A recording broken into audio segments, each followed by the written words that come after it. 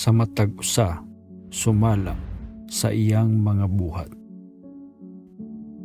Niini nga tudling ang Dios nagsulti kanato nga kita ang responsable sa atong mga buhat, ug kita silutan ug gantihan sumala niana. Ang mga ginikanan dili manubag sa binuhatan sa ilang mga anak, ug ang mga anak dili angay manubag sa binuhatan sa ilang mga ginikanan.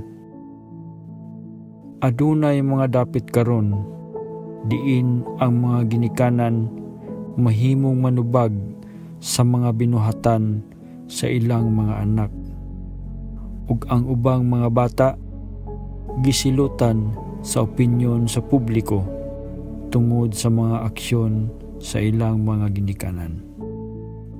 Oo, kitang tanan responsable sa pagpanilipod sa atong mga anak, ug dili magbilin og delikado nga mga butang o mga butang sa palibot nga mahimong magadaot o makahatag og peligro sa uban. Pananglitan, ang mga ginikanan nga nagbilin og pusil diin makuha sa ilang mga anak ang angay nga silutan kung adunay mapasakitan. Ang mga ginikanan ang responsable sa pagpugong sa mga droga gikan sa mga kamot sa mga bata, ingon man sa mga peligrosong kimikal. Apan wa sila tulubagon kung ang usa sa ilang mga anak makahimo og krimen. Ang mga bata kasagarang mag-antos sa dihang ang ilang ginikanan makahimog krimen o kung makabuhat og dili angayan.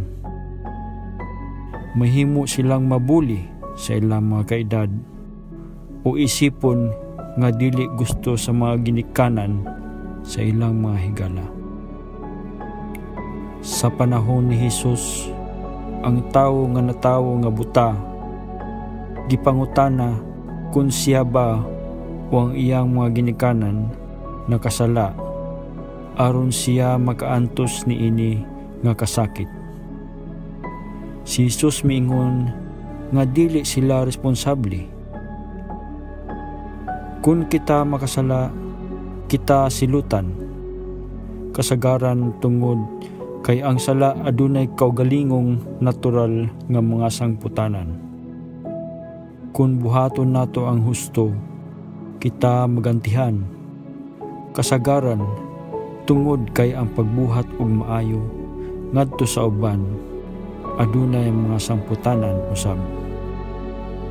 Sa bisan unsang paagi, ang ganti o ang silot naa kanato. Mahigugmaon nga Dios, dili mo kami silutan tungod sa mga binatan sa uban.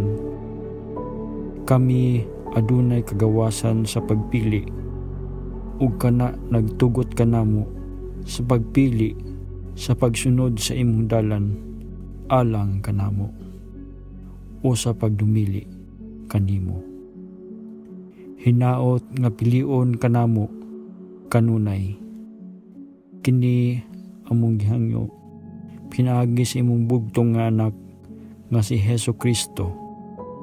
Amen.